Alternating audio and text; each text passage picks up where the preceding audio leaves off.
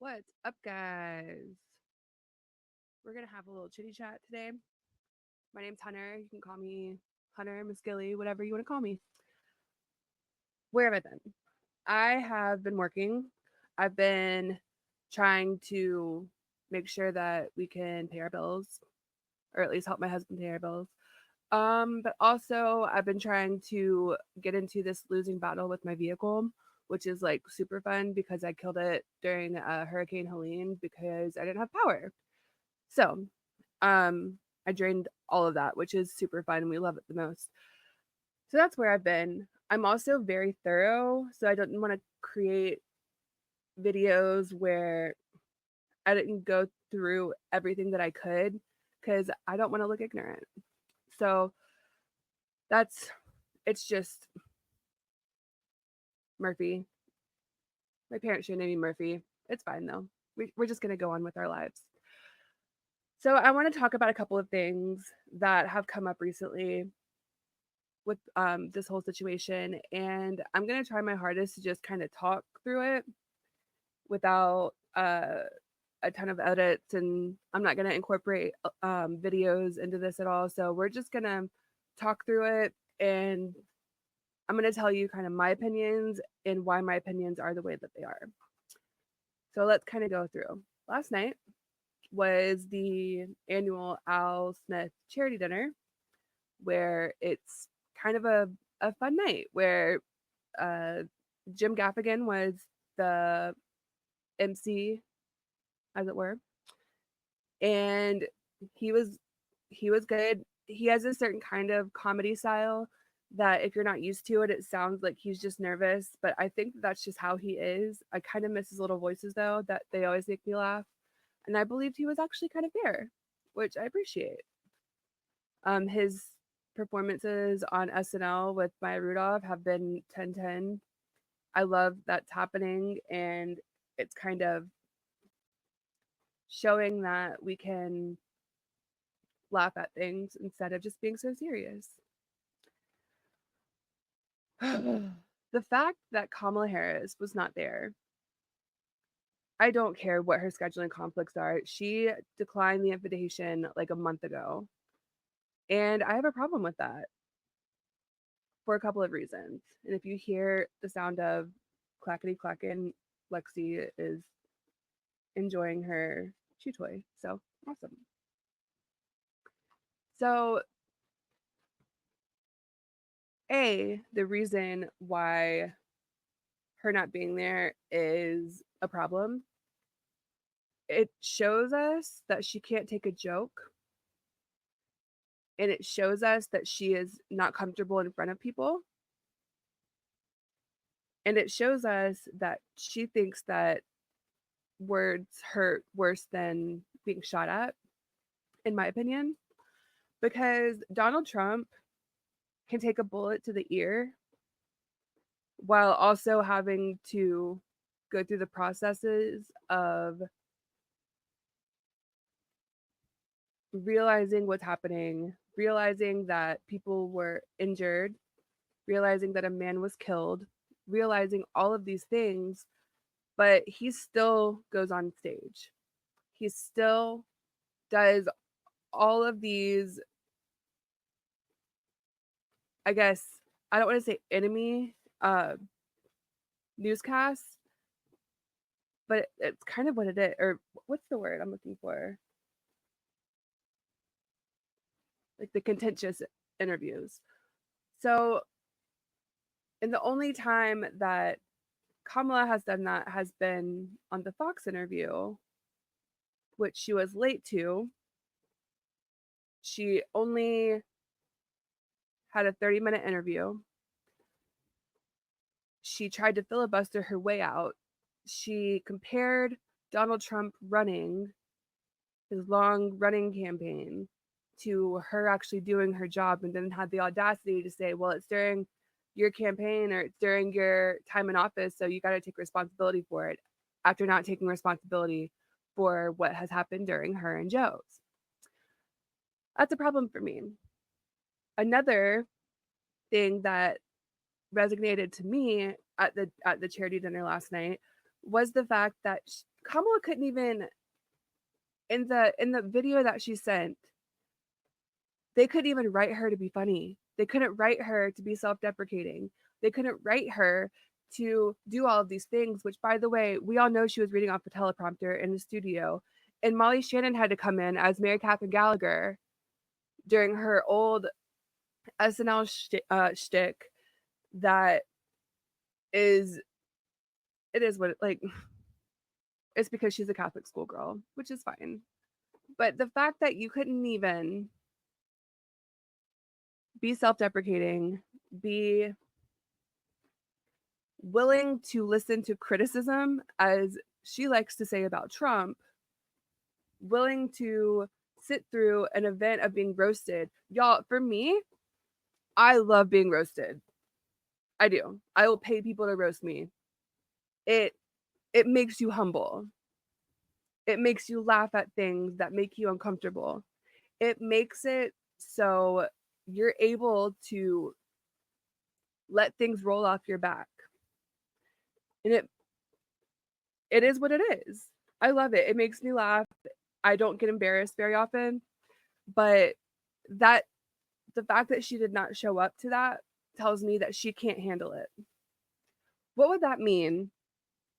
God forbid, if she were to win this election and she were to decide that, or she would have to meet with Putin or Xi Jinping or Kim Jong Un or all these people, you think that she's gonna go? No, because they're going to insult her and she's gonna get all up in her feels and she's gonna feel some type of way because, first of all, don't talk to me like that, Mr. President. First of all, I am a black woman. She's not black. I mean, whatever. She's not an African American woman, is what I mean.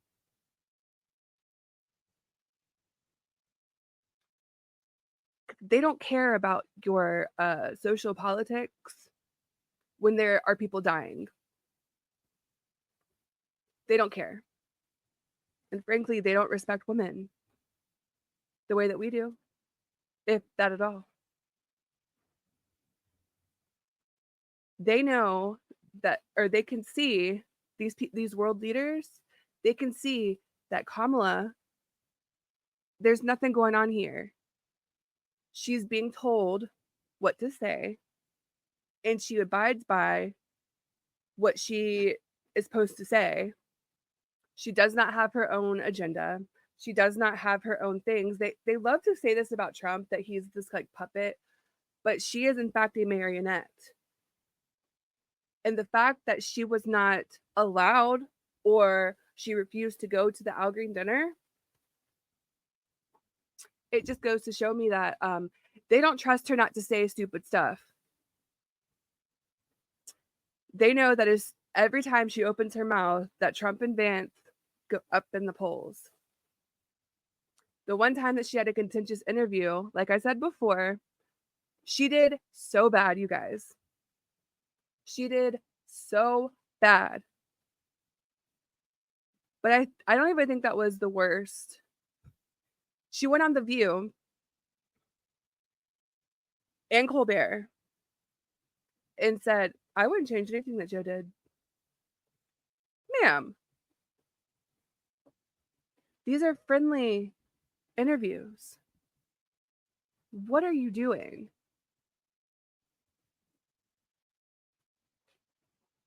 And then during that whole media tour, which thank God she's actually doing, because they accused Donald Trump of hiding out. But baby girl, you were not here for the first, 35 days of your campaign.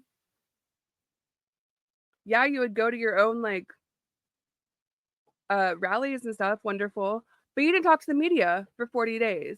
This whole campaign, it should have been called Project Projection, because literally everything that they say is trying to make you be like, oh, they said that about Trump. He's disgusting. When they should be looking internally and say, hey, oh, we didn't handle that well, but we can't admit that because God forbid we admit that we did something wrong. I'm telling you, y'all, my chest, I can't. Anyways, and then I don't know if this was recorded the day that Helene hit or in the days following. Please hold. I'm just gonna have to keep recording because I'm not editing this. She decided that it would be a smart decision that either in the national reporting of Hurricane Helene, of when it's going to make landfall, which we'll talk about that in a second. But the fact that she decided that it would be a smart decision to go on a sex podcast called Call Her Daddy, that was going to be somewhat of like a, who do you think you're going to get, babe? You think you're going to get the women? You think you're going to get the gays? Sure, have at it, but baby, the fact that you knew that the only reason why you should even go on this show is to talk about abortion, because that's the only positive that you have on Donald Trump, is preposterous. There is more going on in this country than abortion.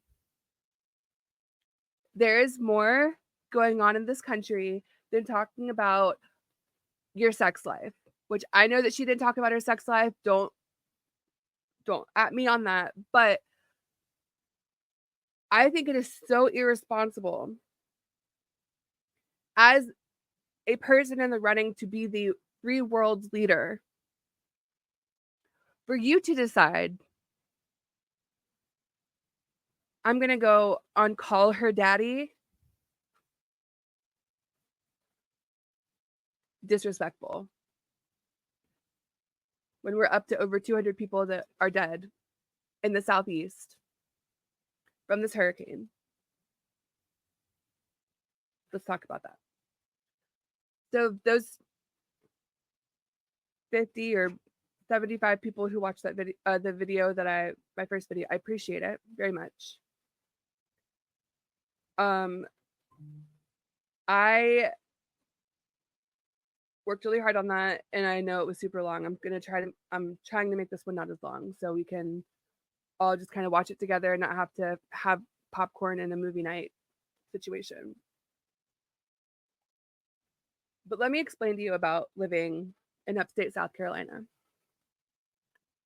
which, by the way, we don't ever get talked about in the media either. But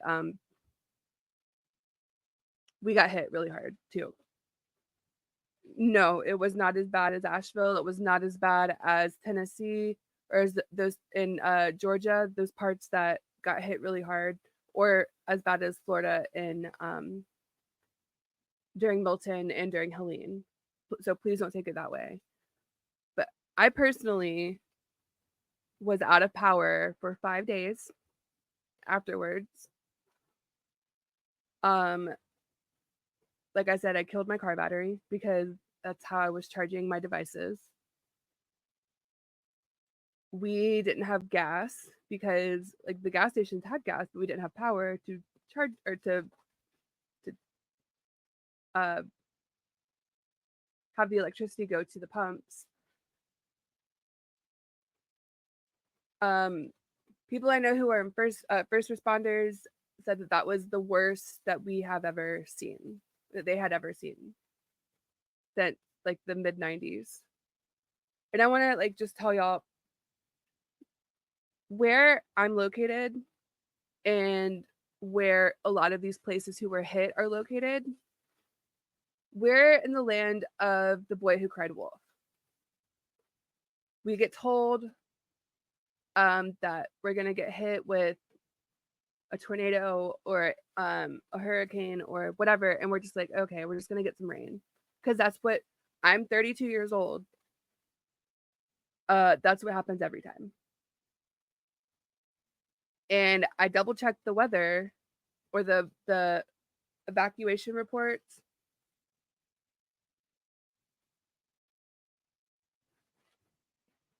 That's rude. Why are you chewing on my envelope? I went back and looked at our local evacuation or Helene updates and stuff, y'all, the fact that I can get an Amber Alert message at 4 o'clock in the morning, that's not even like be on the lookout. It's a hey, we found them. The fact that I can get that kind of notification on my phone at 4 o'clock in the morning, yet we can't put out a the same kind of message saying, hey, no, this is actually gonna hit. Like seriously, y'all, like we're not no BS. Like it's gonna hit us. Y'all need to probably prepare. Didn't happen. When I tell you that I knew that we were gonna get some rain and some wind, sure. I had no idea because I don't watch TV. I watch YouTube. I live on YouTube. I don't get TV. Most of us don't have like cable TV. We have streaming, but we have the capabilities of sending stuff to our phone that make us wake up at 4 o'clock in the morning. Let's be honest, I'm not asleep at 4 o'clock in the morning. But anyways, you can alert me that the Amber Alert is canceled in the wee hours of the morning, but you can't tell us that we need to be prepared, that we're looking at days without power. We're looking at cell service not being available in some places. We're looking at days of not being able to work. We're looking at trees falling on our houses. We're looking at all of these things. We were not prepared. We didn't evacuate because it was called a tropical storm watch. I've already had someone try to fact check me on another on TikTok, and that person also confirmed, oh no, I see that you're telling the truth. Yeah, I know, because I don't lie. We didn't know. And Asheville, which is kind of similar to us, it, but they get snow. We don't get snow a lot. No one was expecting this. That's why our areas were devastated. There are still trees down. There are still houses that have been destroyed in my area. My neighbor right across the way over here, a tree fell on her bedroom.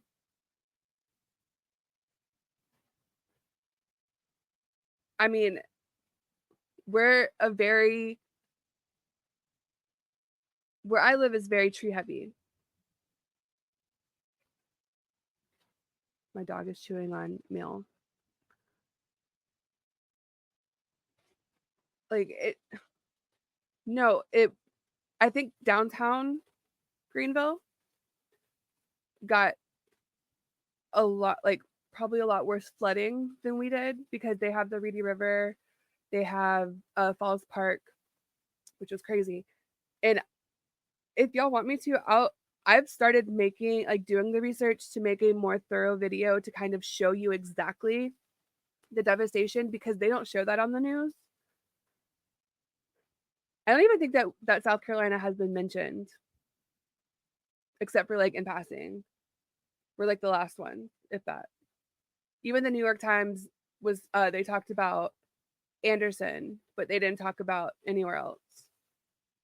So like it kind of sucks because we were affected by it, but it's fine. So that's why we didn't evacuate. It wasn't a political thing. We just didn't know to do so. And actually, a lot of people come to Greenville to evacuate because that we don't get anything here. This whole misinformation trope. All right. I'm going to have to do a deep dive on this because It's not misinformation, you guys. I'm sorry. Like, I'm gonna get flagged. I'm gonna get the little like truth bubble thing.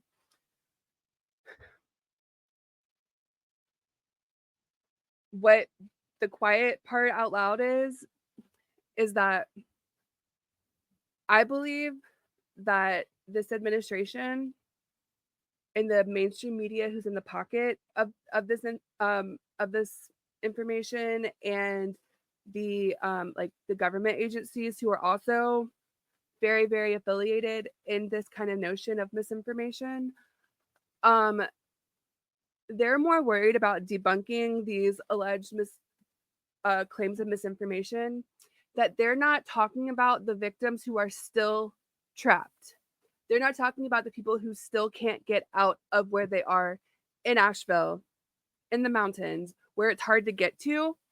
They're not talking about those people because they want to rely on the rhetoric that y'all love to talk about, and love to talk about how Trump, like, oh, he's just such a hateful person. No, no.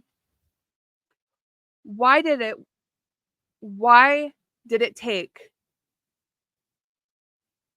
until, what was it, Monday at the earliest, the 8th at the latest, if that, why did it take that long to get FEMA, to get the National Guard, to get the 82nd Airborne, to get all of these people into place? When in Katrina, like before Katrina happened, there are pictures of all of these services being deployed to Katrina. Someone in my life that I go to regularly, her husband is either was in the military at the time, or I believe was in the military at the time. In 24 hours, he was given notice that they were going to Haiti. And in 2 or 3 days, they were on the ground in Haiti after their hurricane. But the 82nd Airborne, that is an hour outside of the affected areas, they weren't alerted until the 3rd at the earliest and the 8th at the latest. Explain that, please. Why did it take for President Trump to get there, and like the day after it happened, with Billy Graham with Samaritan's Purse, or sorry, Franklin Graham with Samaritan's Purse, to make comments? And I believe they were waiting on him to do that so they could run with this misinformation narrative. But you guys, what we see, especially those that are so over all of this media BS and have actually seen how much we've been lied to, so we don't trust anything that we hear.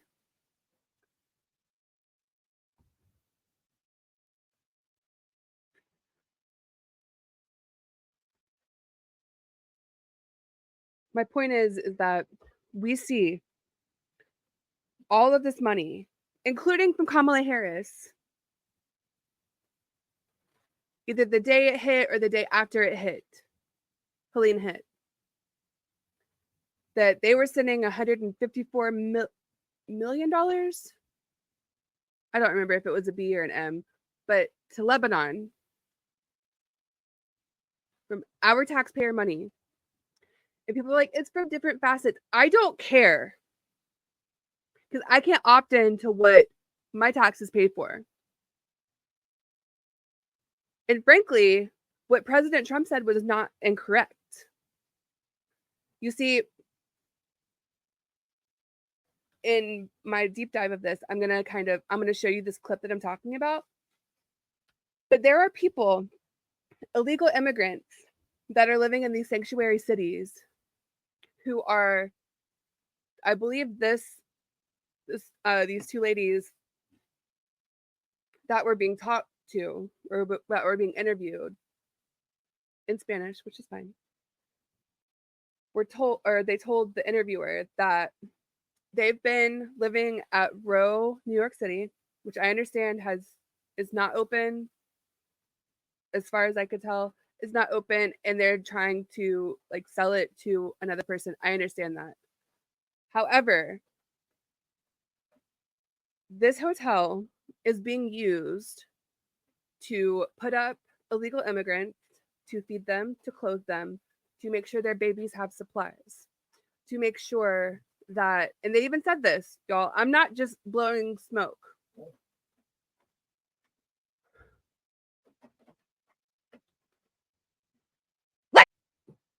Y'all, if you see me stopping, I'm sorry. My dogs are playing and they're really loud. I apologize. And that was the look that was on my face. But not only are they putting them up, they're feeding them breakfast, lunch. I don't remember if they said dinner or not, so let's be transparent there. But at least 2 meals a day, making sure their babies have formula, diapers, etc., giving them Medicare that we pay for, giving them uh, EBT cards, giving them food stamps, all this kind of stuff that we pay for. I don't care what kind of pot, what kind of budget this goes to. Do y'all know what this project is called? It's called the Shelter and Services Program. It is specifically for illegal immigrants. It is specifically for them. And in the terms prior to this, it went to Americans who were homeless, who were down on their luck, who needed government assistance to make sure that they were being taken care of. But guess what? Now we have more and more veterans living on the streets, while these people who don't belong here, that broke the law to get into our country, are put up in 4-star hotels with turn down service and everything.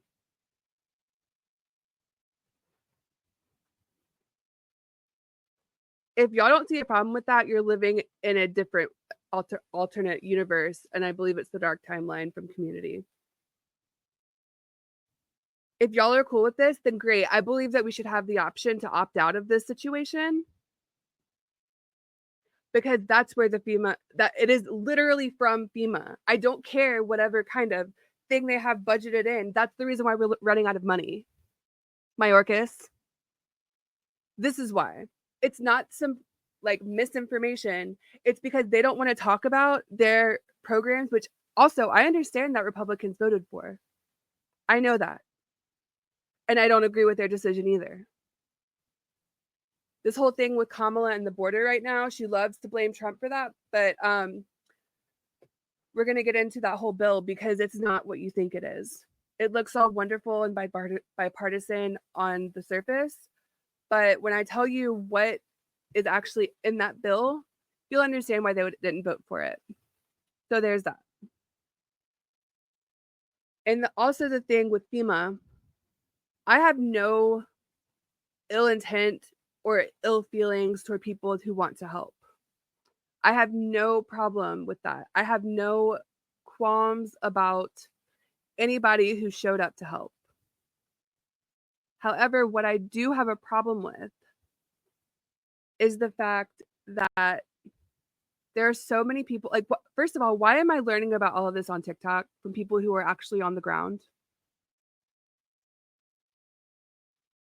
Why? Why aren't we covering it? Why are we covering up the actual numbers of dead bodies? Why aren't we covering the fact that um,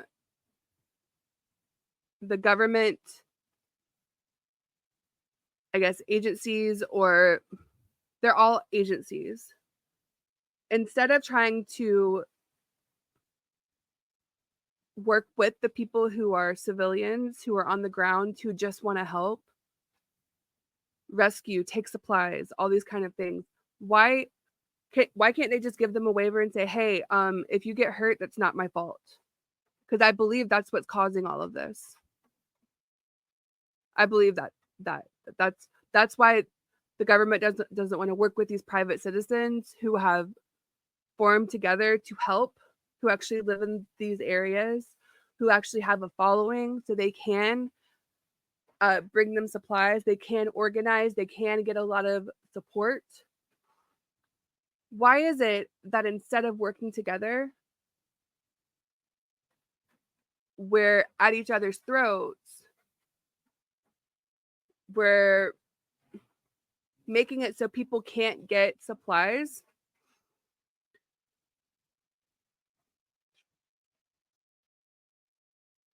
Like, I understand that everyone wants to be the big chief. I understand that. I On both sides. It's a power struggle. It's frankly, it's kind of caveman-esque, and I don't mean that in a negative connotation. It's just kind of how biology works. Everyone wants to be the alpha and no one wants to be the beta. And I mean that like from a animalistic point of view, everyone wants to be the leader is what I mean to say. Like everyone wants to be the leader. Everyone wants for their own group to be in charge. But unfortunately, instead of working together, from what I've watched from people who are making daily videos about their search efforts and their supply drop efforts, things like that, instead of working together, the government is not allowing them to. The government is not allowing private helicopter pilots to go and try to save people on the mountains. It is what it is.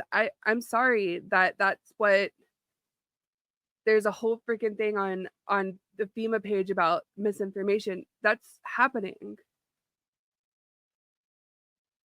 There are so many more bodies who are having to be buried by their friends and family because they can't get anybody up where they are. Like, you don't have to take my word for it. Go on TikTok and watch it yourself. Or go on anywhere but mainstream media because they're full of it. And you can see it for yourself. That's why we're pissed. That's why there's this disconnect. And instead of just facing it and be like, you know what, like that's our bad,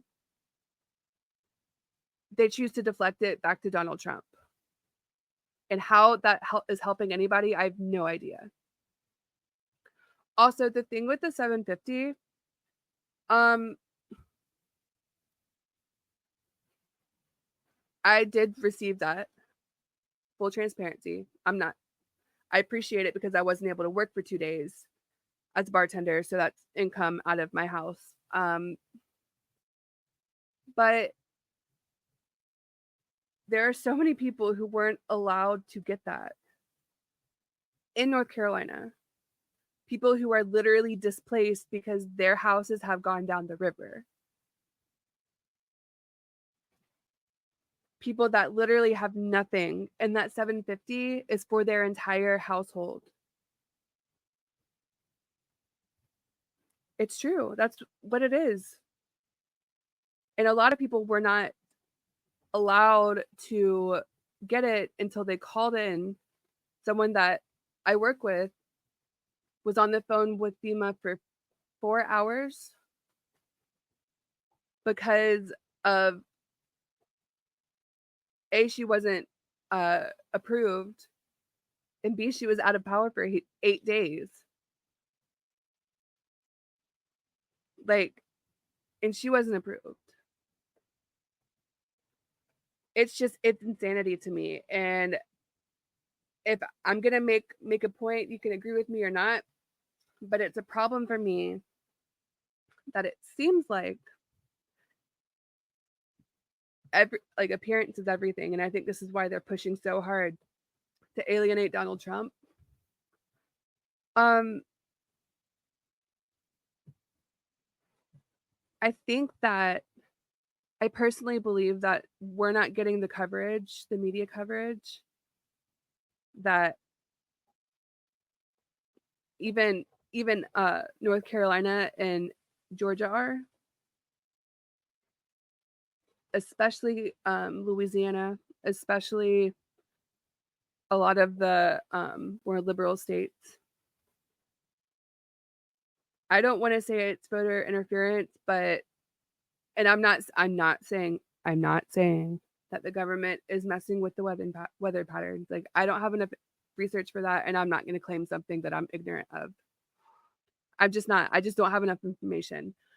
However, I can look at the polls and I can look at the voting patterns for South Carolina, North Carolina, Georgia.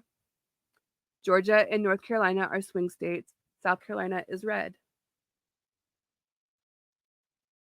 But what I want for you guys to understand is that um, Asheville is very liberal. And I think that the government made a big mistake in not trying to help them more. Because that is that's like the gay capital of the South. I'm not being dramatic. And Kamala is all about helping the small businesses, but there have been so many small businesses just decimated and they can't open back up because they aren't getting enough back from the government to help. But I do believe that the lack of assistance quickly and the amount of or lack of media coverage, I think that they're trying to um, silence voters. I do. And I hate to think that way about our government, but I truly believe that because they knew that North Carolina and probably the majority of Georgia are swinging for Trump because Trump has an actual message.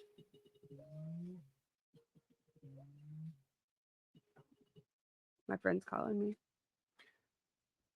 But that's just kind of my point of view, and I hope that y'all have a good day, and I hope that we will get on the deep dive again later.